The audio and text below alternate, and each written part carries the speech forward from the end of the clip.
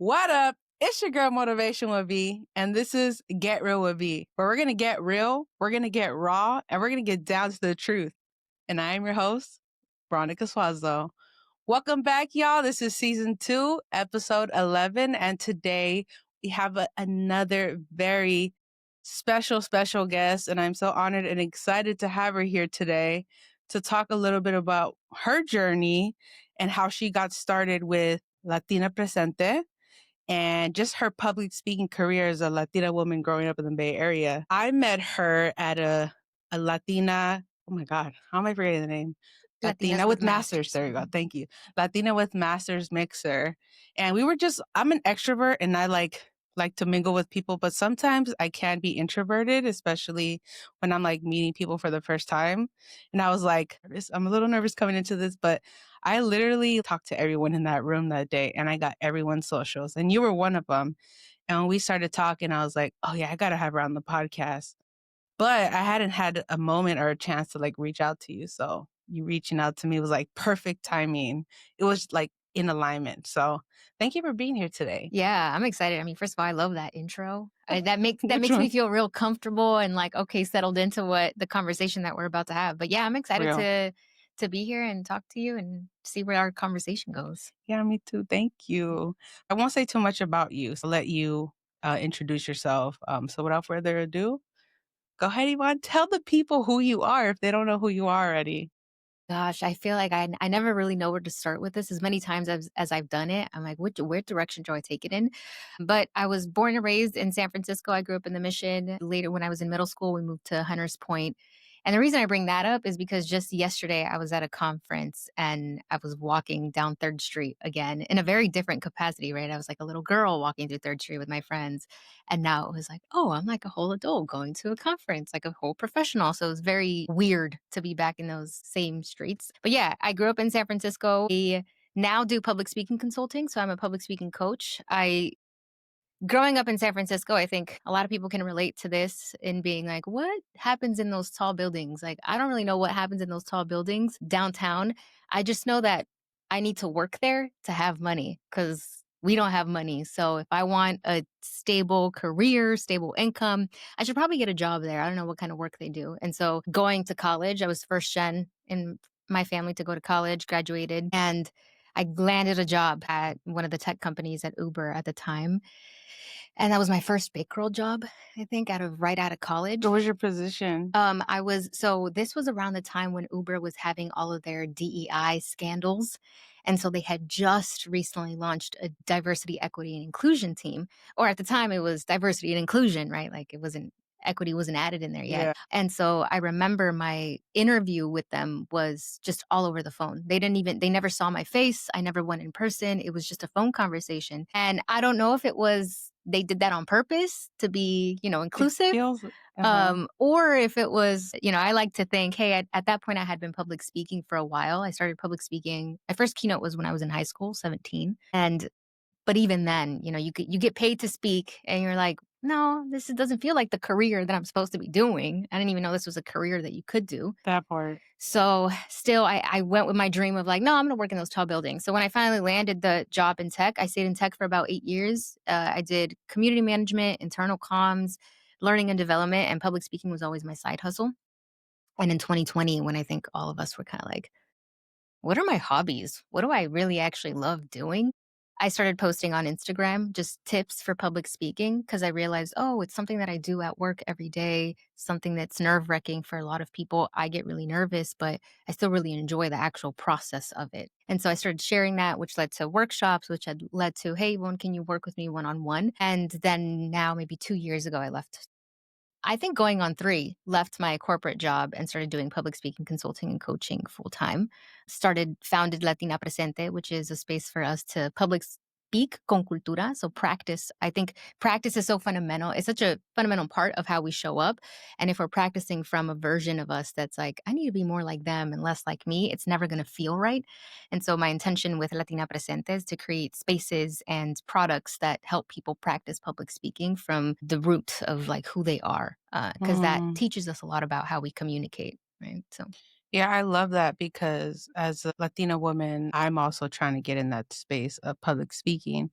I mean, I have a You're podcast, doing it right? right now, I yeah. am, but it has always been a dream of mine to be on stage and like do motivational speaking. So you creating something like Latina Presente makes us feel more included and it gives us a resource to use to help us sharpen our public speaking skills with And cultura. and I think such a big foundation of it is us. I think reflection is incredibly important, right? Like when I started public speaking, my very first keynote, I was going on Google and be like, top public speakers. And, you see the Tony Robbins of the world. You see like a bunch of people that none of them look like me. None of them sound like me. Everybody appears to be very extroverted. I'm more introverted. And yet they become the foundation for how we practice and learn Mm. things. And that's across the board. Like anything that you learn, you're learning from a foundation that is not necessarily our own. So I had my job in tech. And then one day, at this point, I had been public speaking for a while. And one of my managers said to me, hey, when you move your hands too much when you speak,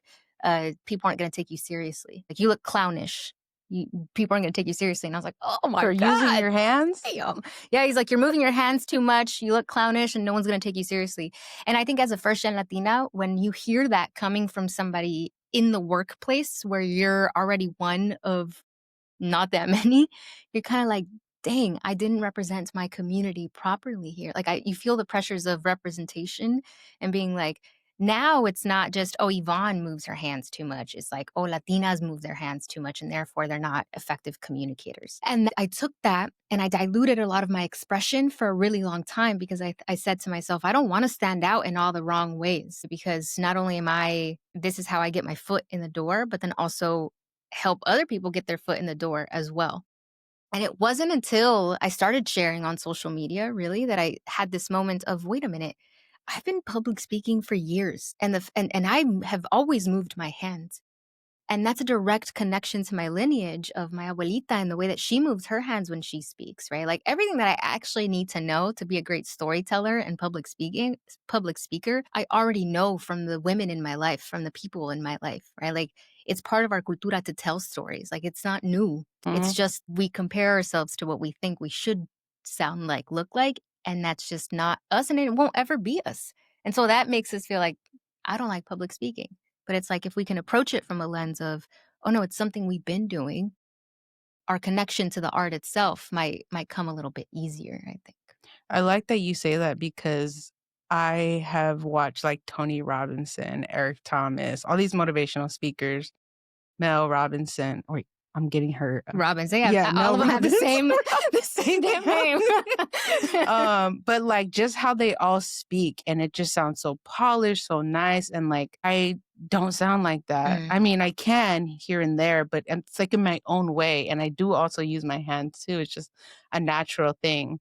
And I want to be able to show up authentically me. Like I yeah. don't want to have to mold myself to look like a famous public speaker and how they present themselves. So I love that you're kind of like incorporating our culture into this Yeah. industry. It's pretty cool. I am curious though, because I know you say a lot that you're an introvert. So, like growing up, when you were doing like projects and you were like presenting and stuff, like were you always the natural? So Oh, funny. Yeah. So, no, I don't think that this comes naturally to anybody, really, right? Like mm-hmm. the art of public speaking is an art and it's a skill and it's in some capacity a science too. So it takes a lot of practice to continue doing it. But what I think confuses people sometimes is like, oh yeah, you're an introvert, but yet you take all these opportunities to speak, right?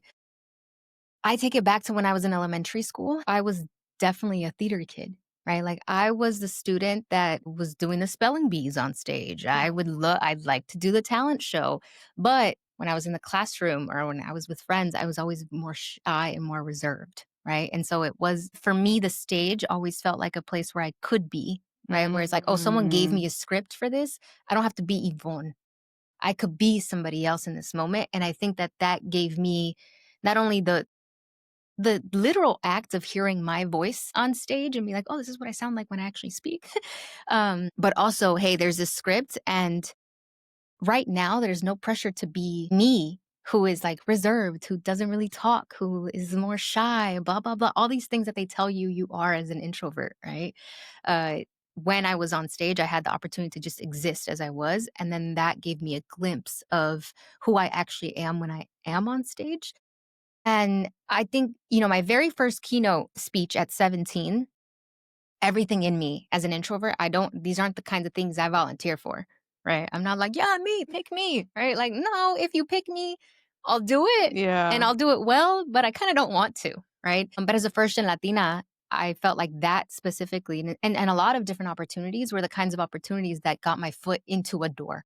I was like, Mm, I don't have access to anything else, any of these kinds of resources anywhere else. So if I say no to this opportunity, could this cost me my foot in the door? I didn't know what door, I just knew a door, right? And so the combination of being first generation, a little bit of a people pleaser, right? And the introvert in me that knew I live in a world that rewards extroversion, right? Like the louder mm, the person, the more opportunities they get.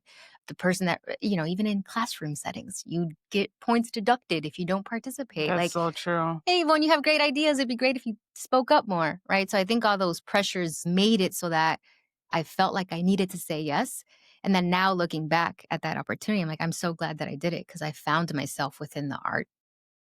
It's so cool that you bring that up because I'm just thinking about our Latin culture and how speaking up is like a no. And Yeah. so I'm curious to know like how you're able to navigate knowing that, right? But also going into this space and still being able to speak up. Like, do you feel like it interferes with that or? Yeah, this is such an interesting question because, we have heard like, oh, calladita te ves más bonita. And I Mhm. definitely heard that growing up, but my mom was a single mom who left Mexico at 15 years old. She came here against her mom's will, right? Her mom was like, nope, quédate aquí, you don't leave. And mom was like, no, I want to go, right? My mom talks about getting postcards from people that would come from the Bay to Mexico, to her small town in Mexico, and she would see the Golden Gate Bridge. And she's like, one day I'm going to live there, right? So that was always her dream to be here in San Francisco. And so because of that, I think I grew up very just non-traditional, right? Like my mom is a non-traditional kind of Mexican. Like, yeah, kind of religious, but like going to church on Sunday wasn't always important to her because she was like hella tired from working her 3 She was jobs like, the fuck rest of the week, right? this. She's like, con que if my kids are good people, like I'm cool with that, She was right? on to something. Yeah. I grew up seeing my mom be really independent. And so that it doesn't fit within the mold of what traditionally is a Mexican That woman, makes sense. right? Yes. My mom didn't marry my dad. I have a sister with a different, like, it's just, So my mom was very non traditional she in that broke the way. cycle already. She totally did. And I got a lens of that. And funny, my mom is, if y'all are into zodiac signs, Shout out to your mom. shout out to my mom for real. She is a Virgo. I'm a Cancer. She is very extroverted. I am very introverted. And so you can imagine how that was like. We constantly were like, I was like, no, mom, please, no, don't do that. And she's like, ándale, go do this. Right. So I think that growing up, I was actually like, mom, I wish you would be more calladita sometimes. Right. Like they're bullying me at school. I'm not going to tell my mom because I know my mom's about to pull up and like, I was like, I don't need Yeah. that drama. I feel like growing up, that made me even more reserved, that my mom was more outspoken, louder, bolder. But Mm. now in these moments where I need to be louder and bolder, because yeah, I'm an introvert and I'm also, again, a first gen Latina that if we don't speak up, oftentimes we're not going to get that opportunity. I channel a lot of who my mom is now. And so I Ooh. think that she has served me in being like, in these moments where I want to be quiet, where I don't want to say anything, where it's more comfortable to do that, let me channel some of what I saw my mom doing growing up. So I think I'm very grateful. And I think that I experienced childhood very differently in that way because my mom, had no choice but to be non-traditional. Like everything about her was non-traditional Mexican, right? Though I always grew up really connected. Like my mom would send me to Mexico every summer from when I was 6 years old. I think she needed a break from us now. That makes Yeah, sense. like now I'm like, oh, she needed a You break from look us, like back. single mom, 3 kids. Like she definitely needed some time I to would have done herself. the same thing. Send Yeah, them kids home. seriously. Yeah. I mean, I think about it sometimes. I'm like, wow, I'm 30 and my mom had 3 kids already by this age. Right? So yeah, I grew up going to Mexico, and so I think that's what kept me still really rooted and connected to my culture and all the good parts of it, to be honest, right? Mhm. I mean, I think we're still unlearning a lot of the other stuff as well. I think it'll be it's a lifelong thing to do that. Definitely. And you said you grew up, in the Hunters Point area? Yeah, so it was a mission first, right? That was Mission. predominantly, I think, up until middle school. And then middle school, we moved to Hunters Point, the Bayview district. What elementary school did you go to? Leonard R. Flynn. Where was that? Where's It's on that? Cesar Chavez. Oh, Like wow. when Is you, it a different school now? I've never heard it. I think it's still there. I'm pretty sure it's still there. It's like by Oh, the Presida Park. okay. Yeah, I You think know, it's still. I know that it has changed a lot. Like even the demographic has changed so much of like who actually goes there. But yeah, like I went there, my brother went there, my little sister went there. oh, Mm. sorry, I No, didn't go mean to ahead, cut you go off. I was ahead. just gonna say, did you grow up around, like, all the gang stuff that was happening during that time?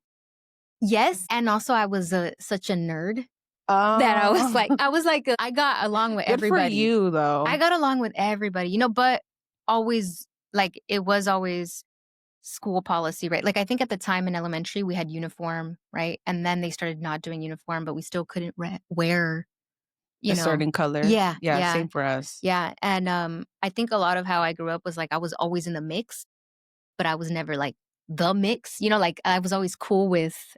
You knew the people that were starting Yeah, shit, like or everybody was copying my homework, so I'm cool with you're like everybody. but you were never, like, in trouble or, like, in that. That's good, that's really good. I was the opposite. Yeah, I was a no. trouble well, no, I was just around I was in that environment, and thankfully, I chose, like, a different path, and that's why I'm, like, so big on being loud with my healing and being loud on just my journey of what I'm Yeah. doing, because growing up in the Bay Area, I feel like there's so many people that I've encountered, that I know, um, that have gone down that road, and I wanna advocate for people in general, like all over the world, but mainly the Bay Area because this is my home, that there's another path. Yeah. Like, there's passions that you have and you can follow them, and you may not know if you're doing it correctly the first time, and it may be shitty the first couple of times, but the more people that they see in this chair that are doing something, that are creating something from nothing and seeing what's possible, I feel like it gives them that seed. Yeah. So Talk to a lot of my friends still from high school or we follow each other on social media, right? Some of my elementary friends, not that I feel like with them I'm not as connected anymore, but a lot of us still follow each other on social media. And it's always so crazy how all of us live a different life and take a different path. Something that I always anchor myself in is like, dude, we were all little kids. Like we're all somebody's little child and like we were molded and just the decisions that we made at some point led us down this specific path or this other path, right? But it's, yeah. I think growing up because I was the oldest sister, because I, came from a single mom and I've always been really observant in my nature. And I think I've always been really aware of my surroundings, but also people's feelings in the spaces. I knew that to me, like school was the one place where I could just be, where I Mm, wasn't like, oh, the mom. I didn't have to change on diapers. I didn't have to worry about making like the dinner stuff, all that. Like school to me became almost like my safety net, which is yeah. not the case for a lot of people, right? But in my mind, I was like, well, here, I don't have to do anything but just complete this assignment and I get a gold star, right? And I needed that kind of reinforcement because I didn't get it. I didn't often get it at home, right? Like at home, I was an adult at home at a really young age, and like now that I think about it, right? But like school became that place where I could be just a 6-year old. I could be the 12-year-old, right? And because of that, I leaned into my education so much more, and it felt like I don't know what it means to do this, but I feel like this is what I'm called to do right now, right? Like when I Mm, applied to colleges, I had no idea where even like I asked my teacher, I was like, wait, where's Berkeley at? She's like, in Berkeley, California. I had never left really San Francisco. Like I had spent my whole life here. I didn't know anything about colleges. I knew that I was going to go to college because that was like the thing that was planted. And it's like, oh, this is the way that someone in your community, this is your ticket to this other thing. Mhm. Right. And so I always knew that that was what I was going to do, but I just didn't really know about it. But I also felt the pressures of being the oldest daughter and being like, "Oh, if I do this and I do it right, then my siblings will have a direct path towards doing it or I'll know more about it." Right? And I think that has always been my anchor. Like school has always been that safety for me. Whereas like at home, shit was crazy, but in school, I could pretend for a little bit. I could pretend like everything was okay and just do the homework. Damn, I love that for you because I'm also I'm the eldest of my sisters. I have an Mhm. older brother. Love you, bro. But it's like I'm the oldest one. Mm, I'm his older sister. So I know what it's like, having to, like, set that path and be the example. There's so much pressure. yeah. Or maybe it's us putting the pressure on ourselves. I don't know. It could be a mixture of our parents and us. So that's tough. Yeah. I remember when I was in college, my mom and I had an argument. At this point, I didn't remember what it was about, but we were on the phone and I was like, I'm doing this for us, blah, blah, blah, right? And my mom stopped me, which is why I say my mom is very non traditional, right? She stopped Mhm. me and she's like, Yvonne, you need to do stuff for you. She's Ooh. like, don't do anything that you're doing. Don't think that you're doing it for us.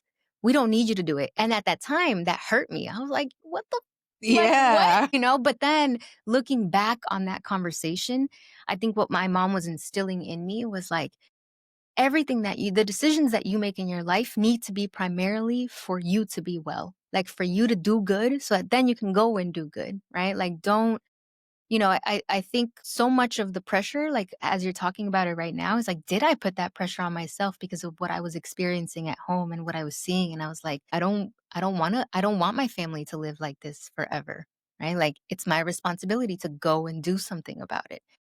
Did my mom say those words to me? No, right? But I said that to myself, right? I was like, Yeah, we put the pressure. I'm our ticket out. Like, I'm gonna do this right? Imma get us Um, out the hood yeah. And so when my mom said that to me, I was like, dude, I'm offended. Like, what? That's because 'cause I'm crazy. doing this for you. Yeah, yeah. But it is a really good lesson in life. We are so community oriented and family oriented that sometimes it is a good idea to focus on self and see like, oh, what can I do for me right now, assessing, am I doing this for somebody else or am I doing it because I genuinely want to enjoy it, love it? It's what I actually am passionate about. At the time, I didn't take it well, but I guess now looking back on it, I was like, okay, yeah, she taught me a good lesson there. I love that you say that because I am so big on my solitude selfish era right now. And I have been doing things for everyone Mhm. else, making sure my mom is okay, making sure my sisters are good, my brother, friends, family, people that come to me for advice and things like that. And I'm finding like, wow, what does Veronica want to do with her life? If I want to move out of the country, why not? These are just random things. See, see, see, see. And what do you think was like what made you think that way? Like, what was the thing that you were like, wait, hold on, why? What am I doing here? I think it definitely has to do with my, becoming a therapist because the theory that I've been working with at my practicum has been existential humanistic and it has really made me realize that I am in charge of my own life and I have free will. It may not feel that way at times, and there's so much chaos going on around the world that sometimes we feel like there's certain things we have to do. But I'm like, not really. I have the choice, the power of choice. I have free will to do whatever I want. Mhm. But of course, I always take my family's feelings into consideration or my partners or friends, or I'm thinking about others. And so I don't fully go after those certain things. For Yeah. instance, this podcast, um, it had always been in my mind to want to do it, but I was always stopping myself from it. Or it would be an idea with me and a friend or me and a family member. We would do it together, but nothing would happen. And then finally things started clicking for me. And I'm like, well, if this is something I want to do, just do it. Just do it for yourself. And yeah, that's been the journey this year is just making decisions that make me happy. And sometimes those decisions aren't going to make other people happy. It's going to disappoint people, it's going to upset people. But if you want to live authentically yourself, that's kind of the consequence. That sounds kind of too like Yeah. rough, right? But I was just listening to this therapist, and she was talking about existential humanistic therapy, and she's like, being authentically yourself is not easy. No, That's it's why a work. lot of people don't want to do it, because it means you're going to disappoint people around you. You're going to do things that you want to do, and other people probably it doesn't benefit them. Yeah. And it takes practice, right? Like Yes, yes. I've always said, people talk about like authenticity, I feel is like a buzzword these days. And it's like, be your authentic self. It's like, what does that actually mean? Because my Yeah. authentic self is like in a hoodie and a robe, and it's also in a nice ass blazer, right? Like I'm my authentic self in both of those versions. But I think that because it's such a buzzword, we almost forget what it actually means to be authentic. And authenticity takes practice because we've been conditioned for so many years to be a certain way. Like even on stage, sometimes I still catch myself being like, well, I'm trying to be, I am trying to exist in this capacity. I'm trying to perform in this capacity. Am I doing it because that's genuinely who I am? Or am I doing it Mhm. because I think I have to be this way? Right.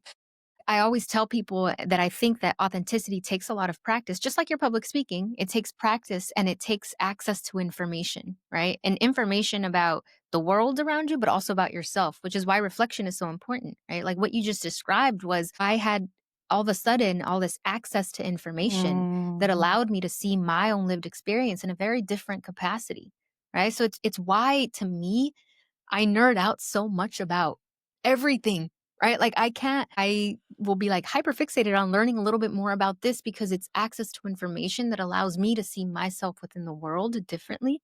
And by extension, act accordingly and be more authentic in my expression, right? And to think about how so many of us sometimes don't have the time, literally the mental capacity to intake more information, right? But then also just the access to information. Right? Like I went to a conference the other day and they're talking all about AI and like I'm like this is kind of really cool and scary because who has access to the way that this is being created? Who's in the room and has access to these conversations, right? Like most of us don't.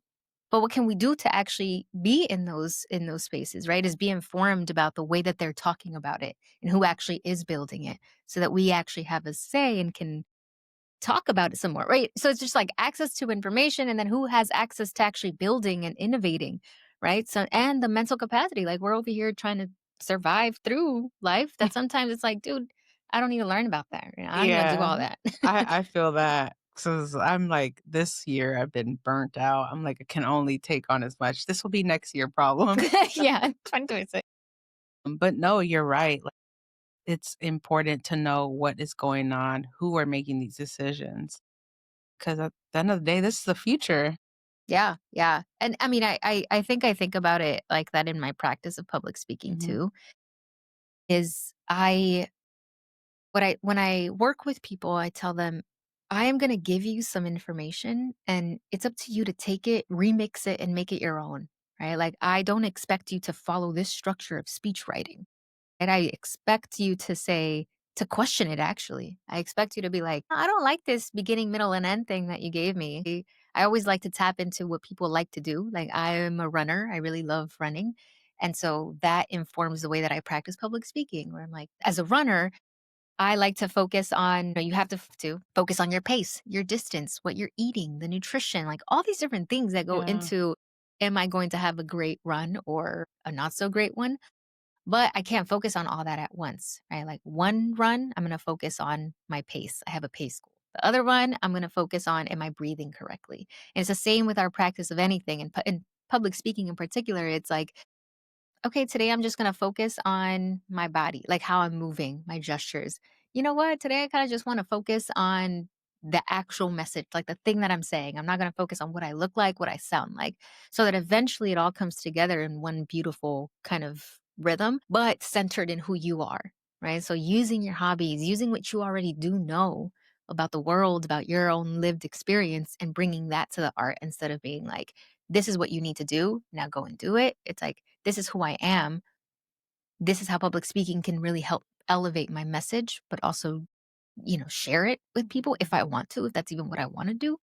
But I can do it from a place of this is me versus I'm trying to be like them because they sound good up No, I love that. And if you guys, well, you guys are listening in. there. If you guys, those that are listening in, hire this girl, okay? If you Thank you. need help speaking, 110 and 10 recommend to hire her. Because even like you speaking now, like I see it.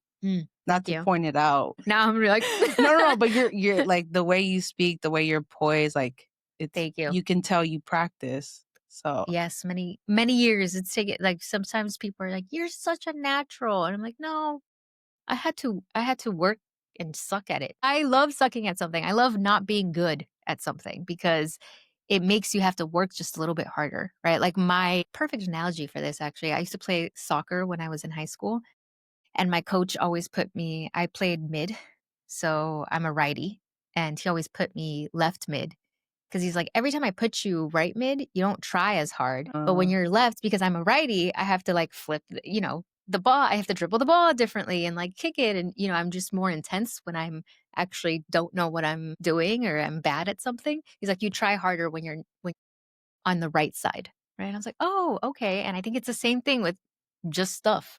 It's like if I'm not good at something, I like to be good at something, and it takes practice to do it. that's good. That's a good skill to have because I don't know. I mean, I speak for myself when I'm not good at, well, no, I'm very competitive with myself. So maybe I should take that back. And Yeah. multi-passionate too. Like I feel like that's like, oh, I love doing different kinds of things. Hmm. So it's like maybe I'll, like have you heard that quote? Jack of all trades. What is that quote? Master of none. Yes, because you can't Like if you master do too much, Yeah. yeah. You But have to then the do one extended thing. version of that is like Jack of all trades, master of none, better is better than something like that where it's like, okay, you don't have to be a master at everything, but if you're good at various different things, that actually makes up a better whole than being a master at like one particular thing. So anyways, my whole life I was like, damn, I'm not going to master not one single thing. Yeah, I know, right? We wish we could do it all, Yeah. but the Yeah. reality is we can't like be as perfect in every category, but practice in Yeah. each one and we'll get there.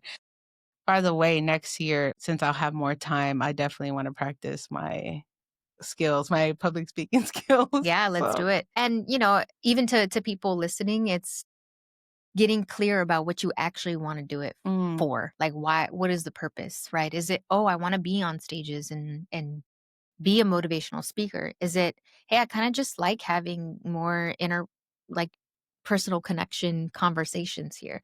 I just want to get better at facilitating that. Or I have all of this information about a specific subject that I'm just hella good at and I want to lead workshops on it. Right. So getting clear about what kind of public speaking you want to do and mm, what feels aligned with you, I think is also part of the practice. Is like not all of us want to or need to be the only person on stage with the spotlight, with like the mic in our hand and being a motivational speaker. Like that's not all of our goals or visions for life, yeah, right? So, and it doesn't have to be, right? So just, hey, I'm a public speaker, but I don't like doing that. I don't like going on there, right? Hey, I'm a public speaker. I lead workshops, right? Like we get to choose. We get to choose what we want to do now. I like that.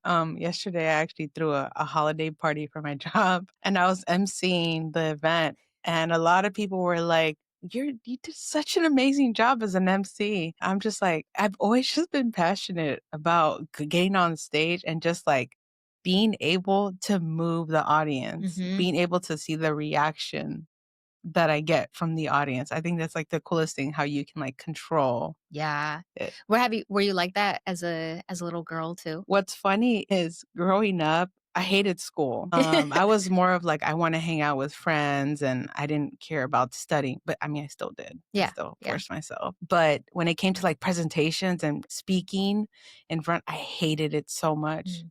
And also I can't really see. I have to wear, well, right now I'm wearing hard contacts, but back then I remember I wasn't wearing any glasses or anything. So when I would give presentations, everyone would be blurry.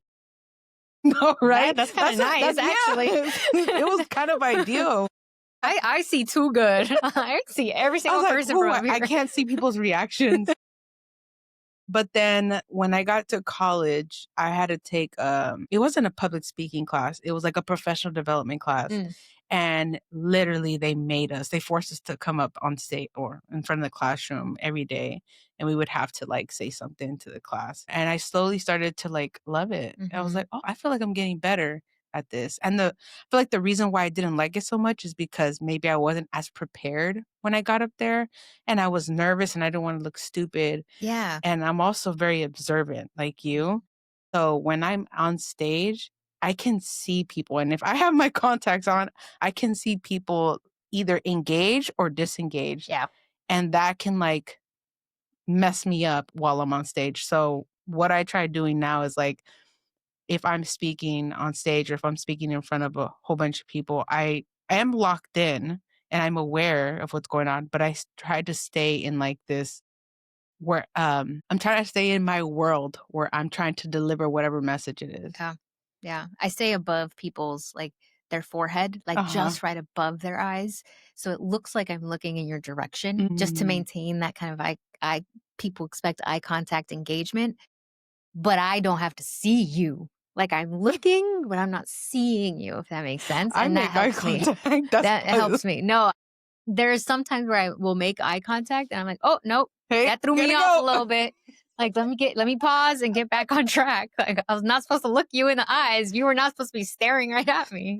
But yeah, so growing up, I don't feel like it wasn't like a passion of mine, but I think as life happened to me and as I went through things, I started picking up my phone and, social media. I started sharing stuff like that I went through. And like, I don't know why, but I get like this like rush when I'm sharing my story.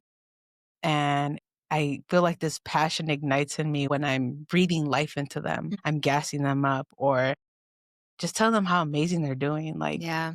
I mean, there's, think about culturally, right? Like, that is, we're in this like Western society where it's like go to school and then you memorize the stuff and then you do the test, and our ways of learning. I mean, thankfully now education maybe is moving and transforming just slightly, but it's the concept of I have this information as a person up here, and then you need to learn this information, and not like thinking critically is not like a necessarily a concept that we always engage in, right? But like when we think about the even the dynamics of I have something to share with people, our cultura teaches us that storytelling is the way that we pass down knowledge, is the way that we connect with one another, right? So it's natural to actually feel that when you are sharing a story out loud, that someone can be so deeply connected to it that that makes you feel good because it's natural to us, right? Like that's how we connect. It's how we pass down wisdom. Storytelling is mm, wisdom. And I mhm. just had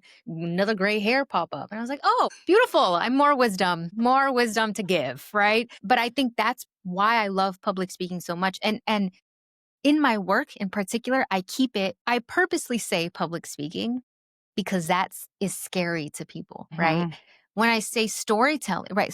Public speaking is storytelling. Storytelling is public speaking, right? So, but the world uses public speaking. So we have to get comfortable with what the world uses so that we can have the same skill sets that the world kind of, speak their language, but have it be grounded and founded in what we know to be true, which is like, oh, we're great storytellers because I grew up hearing great stories. I have a lived experience, and when I share it with people, I'm giving them something on my, like, based on what I learned, all that stuff. So I think that the reason I keep it to public speaking is always because we think public speaking is this larger than life thing.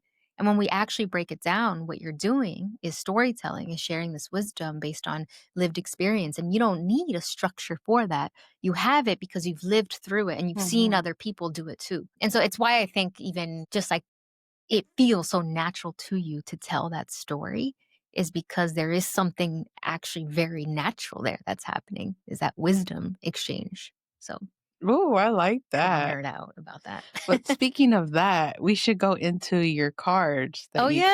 created. Latina Presente. Yes. So Tell us about it. I had been public speaking. I've been public speaking for over a decade now. Yeah. I didn't really start doing the one-on-one consulting and coaching until like about really 2 to 3 years ago when it was highly requested. And I was writing in my flashcards, I would write random words or, one of the exercises, hey, give one of the prompts in there is like give resilience a new name or a new definition for resilience, right? Like we all know what resilience means, but I want you to say it to me differently, right? Or give me the definition of a tree, right? What is that?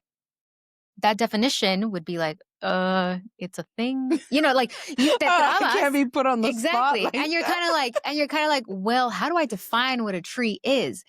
So I would have these flashcards where those are the things that I would bring up during my sessions with people. And I was like, damn, it'd be really nice if I had an actual tool that I could create and use that looked kind of prettier than my handwriting and these like not so great looking flashcards. And so it took about a year. I started developing these, and the prompts are storytelling, voice inflection, body language, and affirmations, because I think that how you talk to yourself also matters. Like those internal thoughts also really dictate how you end up showing up. And Mhm. so the prompts are meant for you to practice your public speaking daily. And it can be very you thing. As an introvert, to me, sometimes we need more information before taking action, before doing something, and we need to immerse ourselves in something before feeling confident enough, if that's even the right term, to actually go and do the thing. So I said to myself, what would I would like I would love to have something like this when I was starting my public speaking, because it would have saved me a lot of years of comparison. It would have saved me a lot of years of feeling like I didn't belong on the stages or that I needed to be more like that and less like this. And so the cards are in Spanglish because I think that bringing our cultura into the essence of what public speaking is and seeing them as not separate but one and the same creates the kind of foundation that I think we all need to be great public speakers. So yeah, I'll pull the cards out so Yeah, now you let's can let's take a pull look it at out them. and Actually, I should get your initial reactions on that. Yeah, that's so cool. I love so it.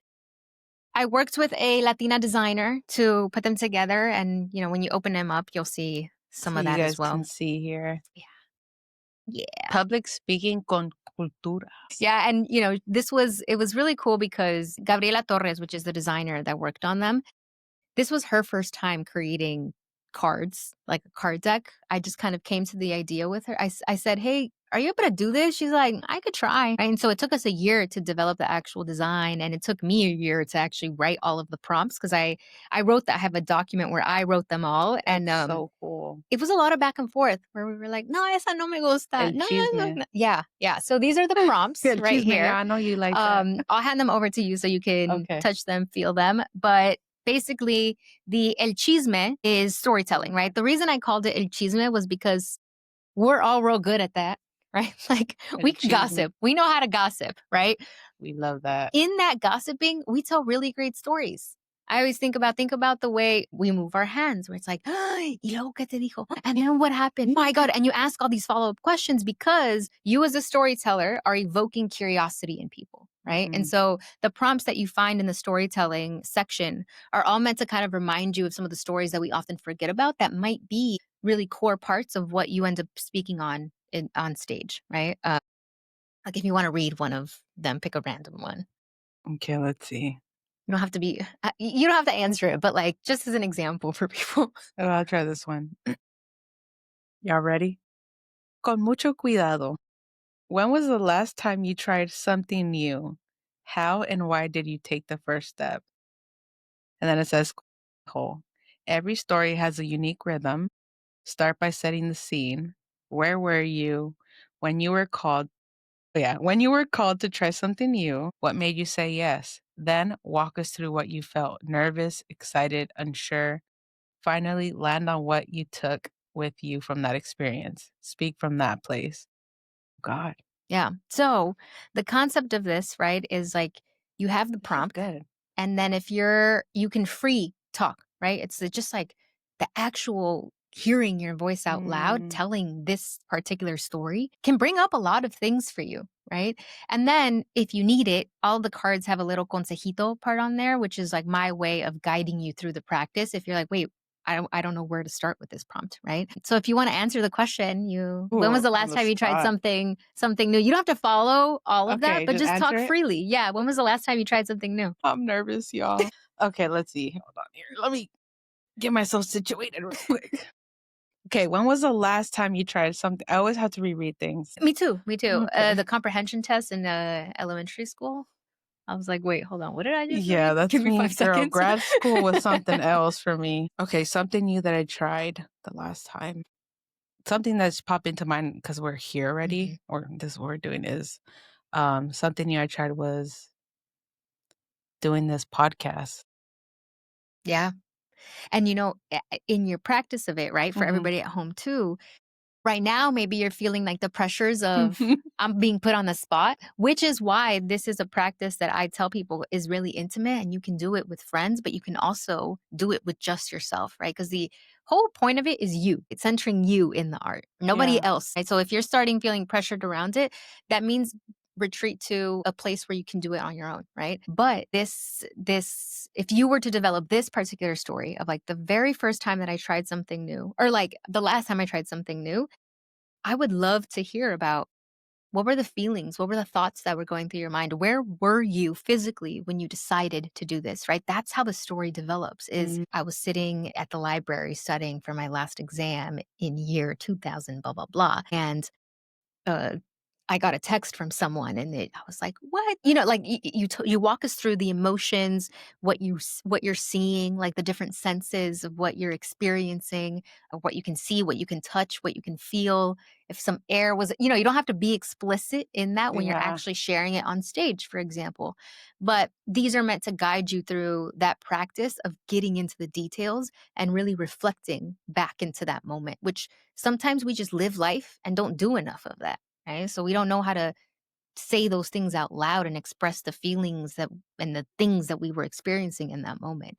So yeah, so that's the storytelling chisme section. And then the voice inflection is all around actually hearing what your voice sounds like. So I tried to Which put one? it's the dark blue one. The Okay. dark blue section is la emoción. Voice inflection is a lot about what your voice actually sounds like. Mm. And so if I'm saying, I love public speaking, but my voice sounds like I love public speaking, right? It's communicating something very different. Tone is very important. Yeah. Yeah. To say. Well, it covers tone, pace, pitch, all the different practices will give you a little bit of information of, for example, what does tone actually mean? And then a practice for you to hear tone at play. So those are really, those are more technical too. And then body language, which is el movimiento, is all around just like Mm. how we move when we're on stage, right? Like those hand gestures. It's like I just do them naturally. How can I make it so that voice, story, and body all come together to be one beautiful dance, right? Which so often is what it is to perform, right? Mhm. And then the affirmations are what they sound like. They're affirmations that I created specifically for speakers, and they're both in English and Spanish. Del corazón. Yeah, del corazón. My mom actually, when I first came out with the cards, they got delivered to her house because at the time I was like moving and stuff. I'm like, if they get delivered to my house, they're going to get lost over here. So I had them delivered to her house. So she opened them first. And I was like, oh my gosh, my mom has like an actual thing in her hand that I created.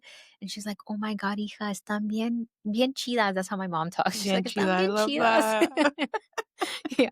The one that I chose that for affirmations is my entire being is my superpower. Todo mi ser es mi super. Oh my God, mi Oh my God.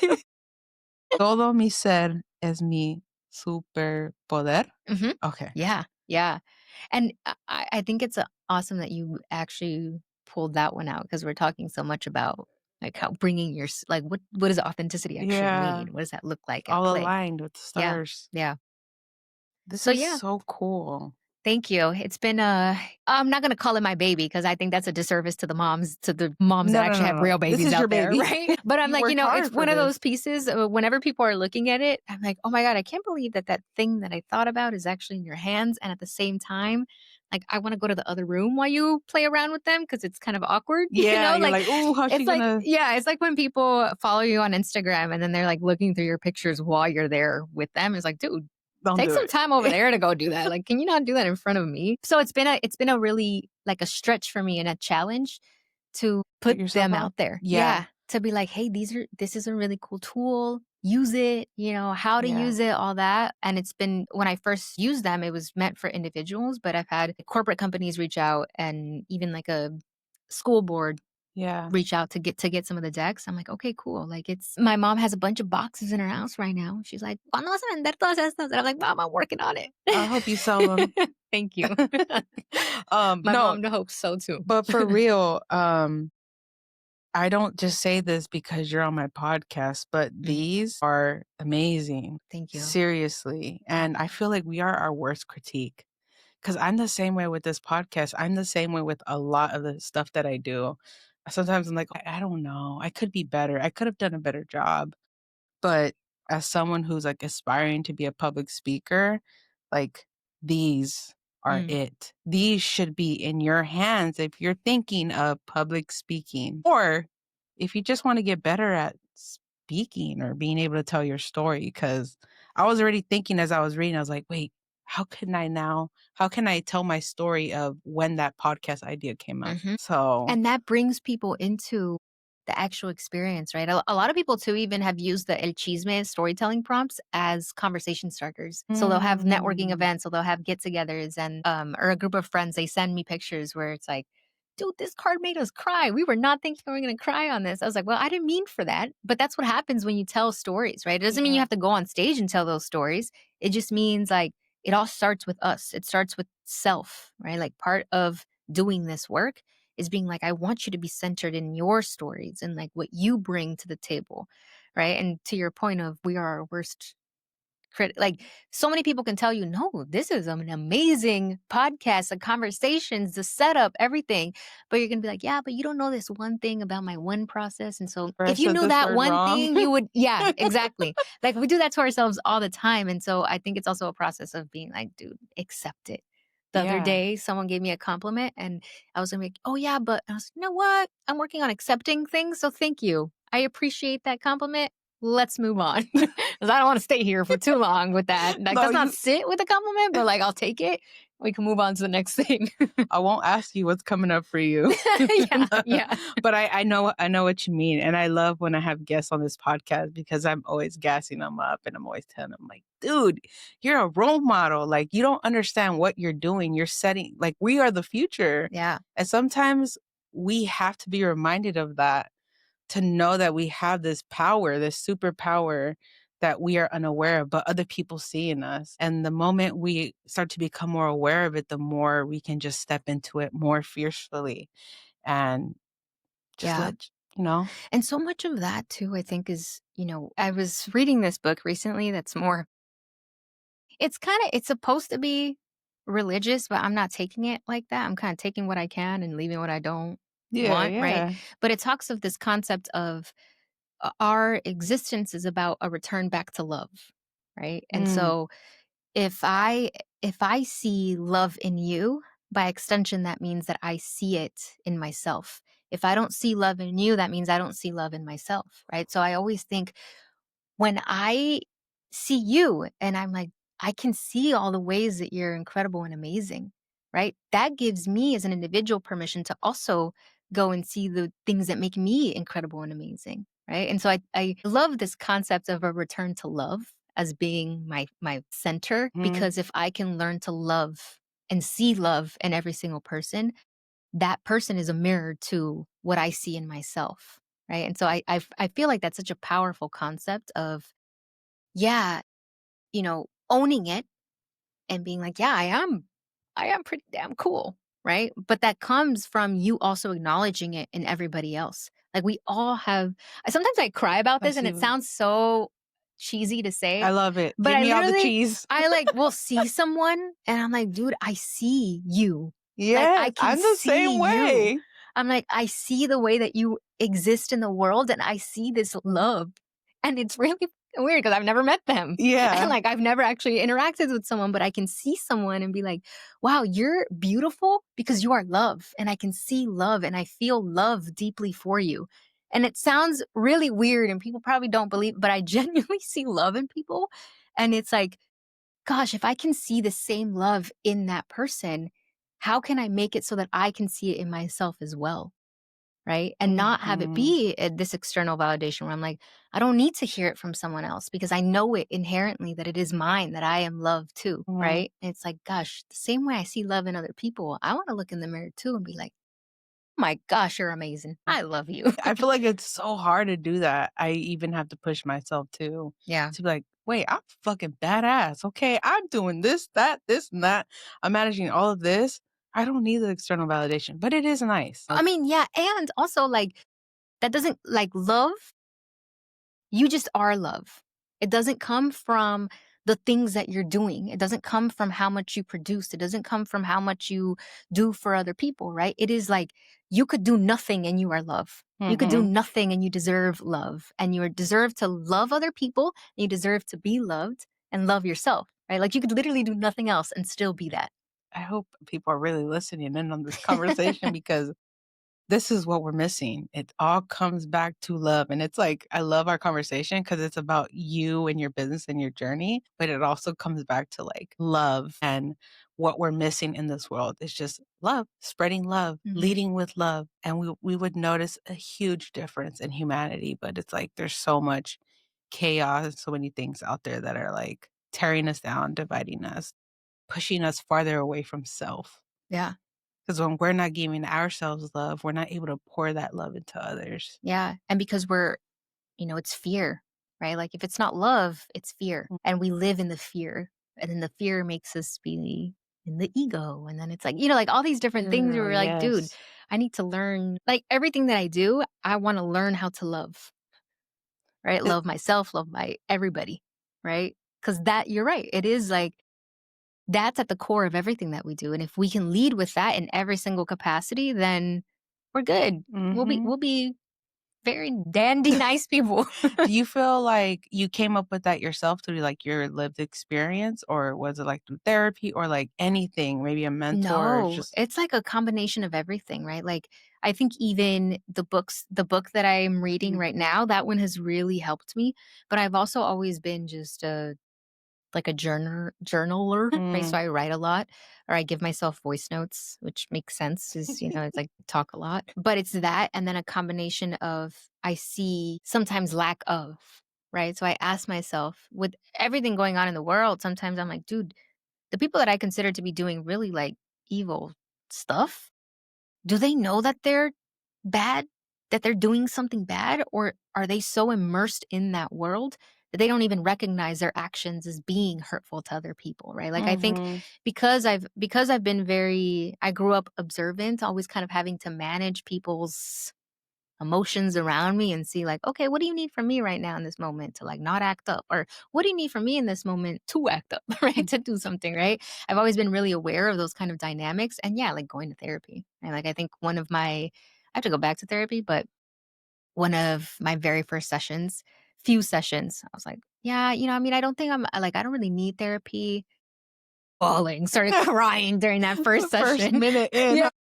huh? Oh my god, And I have a safe space. she was like, "Oh, okay." And then another thing that I found out about myself is I use the word annoying a lot, right? Why? Because I Mhm, wasn't really fully tapped into emotions. And so when my dad called me to ask me for money and he hadn't talked to me in years, I was like, "Yeah, it was really annoying that he did that." She's like, mm, "Annoying? Is that the word you're looking for?" I was like, "No, you know what? It was really sad and very disappointing and very angering, right?" So she's like, find find the emotions for the thing that you're feeling. And I think that has helped me dive even deeper into what I think and what I actually feel. And like mm. sometimes a disconnection between the two. So I'm like, what am I actually feeling in this moment? Is it annoyed or I'm like, damn, really, dude? Like you didn't talk to me for all these years. Like you just are now popping and now you want to ask me for this? I'm like, no. Like, first of all, the reason I have it is because my mom works her ass off for me to be in this position, right? Like, I'm Yeah. not gonna give it to you get angry and then Yeah, you're I hear like, you, I'm it's disappointed valid. in you. Right. And so I think therapy also has helped me put emotions back into what I actually experience. And it's interesting because when I hear other people talk, I know how to place those things within the story and, your speech development and all those things. And being vulnerable in turn is really hard. It's It so takes a lot hard. of practice, and sometimes I think it's why I do what I do. I'm like, "I rather you be on stage, let me help you craft your story, and I'll be in the background. I'll be, like, cheering you on, taking the videos." I love that. But still, somehow you end up speaking. You end up in these events, which Yeah. is pretty cool. Yeah, and, I implore everybody listening in to also take note of these kinds the things that keep finding you is probably the thing you should be leaning into and Mm, doing. Like, as an introvert, as someone that just, like I don't always love the spotlight. Every single job I've had, I've always had to be front facing.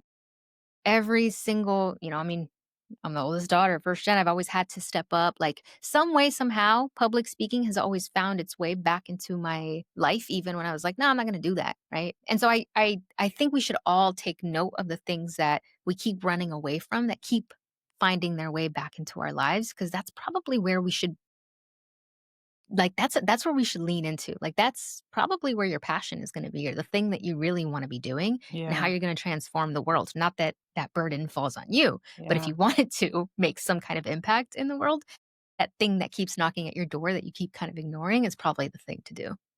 yeah. No, I like that a lot. That's something I've been paying attention to, especially the people I've been meeting this year.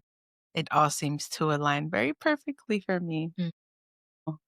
We'll see. Coming at a stage near you Yes, heck yeah. Yeah, and with I'll your help you help. get there. Yeah. Yeah, I'm like, let's do it." Starting with getting these first. You guys, I'm just serious. If you are speaking, you need to get these. And if you're at a job or a nonprofit where you teach personal development classes and stuff, these are ideal. So Look at you being my all you need salesperson is right some now. marketing. So Man. anyone out there that wants to do pro bono work For real, yeah. for Yvonne and help her market, that's all she needs. Yeah, All you need is marketing, girl.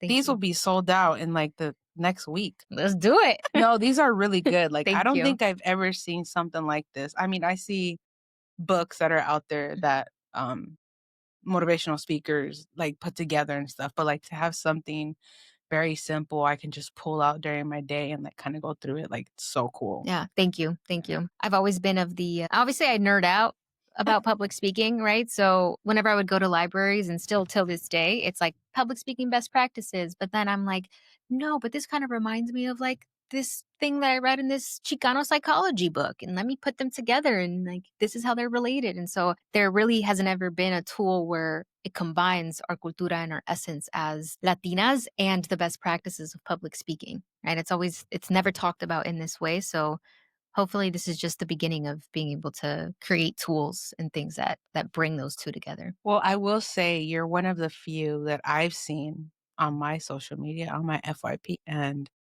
that I'm aware of that has something like this Yeah. representing the Latin community. So get ready because I feel like you're going to expand. I'm calling it now. So in a year, we'll come back here. We'll circle back and we'll see where you're at.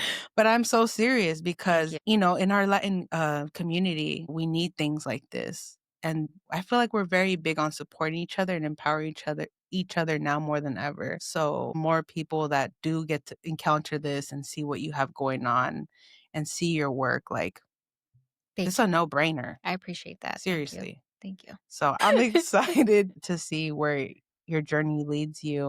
I'm glad and honored that I was able to have you on my podcast because I know for a fact you're gonna blow up I in a mean, most positive, like, thank you. Thank you for putting that yeah, out we into the manifesting universe. it. Yeah, I appreciate it. And then I'm also really thankful to have this conversation with you. I think that this is what it is actually about for me, is being able to have these kinds of conversations. And literally, I know I keep talking about this, but literally the act of hearing our voices out loud and someone else hearing our voices out loud, it just does something to the way that we move through the world.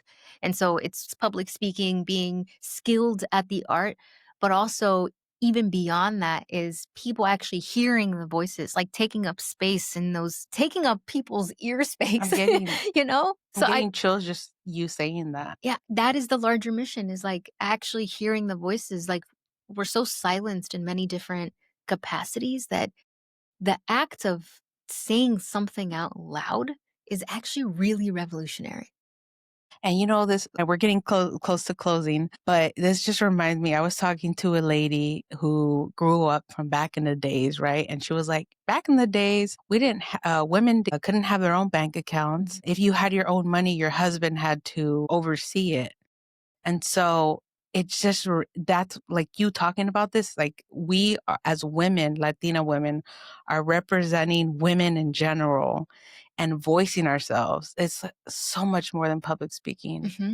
Yeah. It's, like you said, a revolution. This is insane. It's crazy how powerful it is when you really like sit there and think about it deeply. Yeah. And it's already in all of us. Like Mm-hmm. it's already in all of us. We just need, we think we need like the permission, the right tools to do it. Right. And Do so, it. yeah, let's do it. Let's do it. Hey, just get your phone out, start posting on TikTok, start posting on your stories. Who cares what people are going to say? That's what helped me this year post more content too, because I feel like that was one thing I was like, "Oh, but who's going to support me? Or what if I'm too positive?" Or I'm like, who gives a fuck? Yeah. The Someone out right there. people Yeah. need it. Mhm. Someone will find me. Slowly but surely, I've been finding my tribe. And then you refine your message, you know, if you need to, if you're like, oh, Oh, I definitely need to yeah. refine everything. No, like you refine your message as far as like I've practiced it so many times Yeah. out loud, but I also am changing. I'm Mhm. ever evolving. I'm not the same person I was 2 years ago. So the way that I talk about this, now I have a different lived experience that I'm going to bring to the table, right? Like Yeah. that's okay. I think we need permission to change. Definitely. I mean, you've gave me a lot to think today. Just I speak a lot on my stories. I'll bring stuff up that comes up randomly, but now I'm like, ooh, okay, storytelling. I'm gonna take it to the next level. I have to Yes. practice. Yes. Yes, just do So it. Put it out I'm there. excited.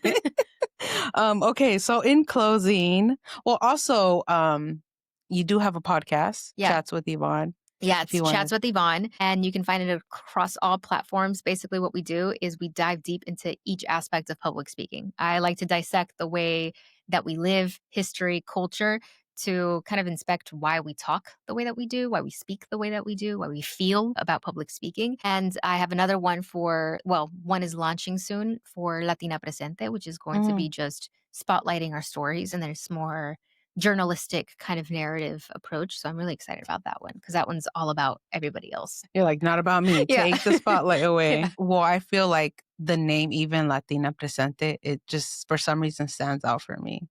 Yeah. So I It have was a feeling. intentional. I was like, presente, like, presente, I'm here. And also presente, like, I'm presenting something. I So that love was that. how that was born. I love it. Okay, so as we close down, I have two questions for you. One question, if you could talk to younger Yvonne before she ever stepped onto a stage, what would you tell her? Not you wanting me to cry right now. You know what? Everyone has shed a tear on here. I don't know. It's just a Veronica effect. Yeah. Um, Take a moment to marinate. What would you tell younger Yvonne? well, one, I think it would be like, wow, you are really brave, right? Like Mm, all the things that are literally everything in your body that's telling you not to do this. And at the same time, really trusting yourself. That is a skill and a belief in self that you may not recognize right now, but you have in yourself. And so I would tell her, you're being extremely brave right now to do this. And it is going to turn out beyond your wildest dreams. Like you don't even know what this is going to do for you right now. I think I've always said this, but I live like 80% of my life in my comfort. And then the other 20%, I always tap into that little Yvonne because I think she's still in me. I think more than anything, little Yvonne gives me advice every single day. But I would tell her, yeah, like you're incredibly brave and you don't have to be at the same time if you really don't want to, yeah, right? Because I think all this pressure that I always felt to perform and to be and exist and do more, it's okay to not do that. Like you don't have to do this right now if you really don't want to. I love that. Thanks for sharing with us. And then the last question I have for you is, what do you want every Latina listening in this episode to walk away believing about their voice?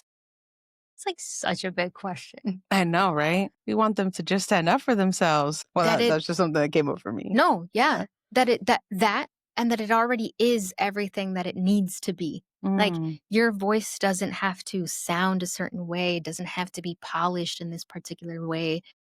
It doesn't have to sound like my voice. right? Like something that I always get is people like, "Oh my gosh, you sound so polished." Yeah, because I've practiced this many times, right? Yeah. Not all of us have the luxury of doing this. I always say the way that you get really good at something is someone gives you an opportunity to do something about it, like to practice it, and then you actually have time. Like there's an environment cultivated around you that allows you the time to practice. So if you never get that initial opportunity and the time, then there's no wonder that we get shaky when we have to use our voice, right? So I think Mm. that for me it would be it's already there. It's already within you, and that when you take the first step to say something out loud, it will completely transform the way that you hear your voice. You're going to hate it at first. You really are going to hate the way that it sounds, but that's science. You just hear sound differently, right? But it's important for you to do it. It's important for you to say it out loud, even if it just is for the conversations that you have within the four walls of your space in your own community. And it never makes it to like the large stage. It's still very important to have conversations and to hear yourself say something out loud because you are of value and you have something incredibly powerful to share with the world. Wow. Mic drop. If I could drop it, I would. Oh my God. Oh, well, thank you. I appreciate for you coming on today. Where can they find you? Where can they find your cards? Where can they connect with you Yeah, before we close down? I'm always a DM away, I like to say, but chats with Yvonne across all platforms, Latina Presente as well. I'll make sure to Yvonne, put here. yeah. Oh, My email, Yvonne at chatswithyvonne.com. If you want to connect, you can buy the cards on my site as well. Or even, share them with someone. Share them with someone that you think might love them. oh, it would be a good Christmas present. Mhm. Yeah. Like if this episode is coming out before then, It but will. okay. Yeah. Very Yeah, they soon. make great stocking stuffers. That's my marketing ploy right now. It's like they make great stocking Stocking gift stuffers. right here. Yeah, the gift that keeps on giving. But yeah, connect with me on there. I actually, it is very a weird concept for me to be on social media and to have people know who I am, but I also really love the DMs because that's like where we get to connect on a personal level. So always like y'all can reach out to me on there. Don't be I try shy. to be on all the social platforms because like you kind of have to be these days. Yeah. From like TikTok to IG. I don't know if you use Facebook, but No, but you know how Instagram does a thing where it posts. it automatically posts to your Yeah, Facebook. I keep Yeah. thinking, man, one day I'm gonna go on Facebook and be like, I have 1 million followers on Facebook and I didn't even know it. Yeah, right. But Yeah, I've been neglecting Facebook, but I know there's a whole market on there. I hear that Facebook is actually one of the best social media platforms to advertise your services or oh, any. interesting. Yeah, I heard this from Gary Vee. Shout out to Gary Vee. I Yeah. have yet to try it, though, but you have something to offer, so Yeah, maybe let's do it. see what happens. Let's all make a goal to go on there. But yeah, you guys, we're closing down. We have one more episode to go after this, and then I'm going to figure out what the next step is with my podcast. I am wrapping up grad school this week, so I have one more paper to go. Internship is finishing up. Tomorrow's my last day there. And so I'm going to have more time to be intentional with this podcast, more time to be intentional with you guys and with my guests. And I'm so excited and looking forward to the next phase of this podcast and where we go, where we end up. But we still got one more episode, y'all. So stay tuned. And as I always say, please, please don't forget, like, subscribe, and comment. You have no idea how important your engagement is in order to get to the right audience. I understand. I get it. This is not everyone's jam, but if you could just do me a favor and spread the love, share my video, send me some feedback. I'm very open. I appreciate every single one of you that have been supporting and have been here since day one. So thank you. And thank you, Yvonne, for being here. I'm Thank excited you. to see where your journey takes you. Thank you. Thank you for having me. Thank you all for tuning in. Share it. No nos cuesta nada to like something. She said it, y'all. All right. Until next time, I love y'all.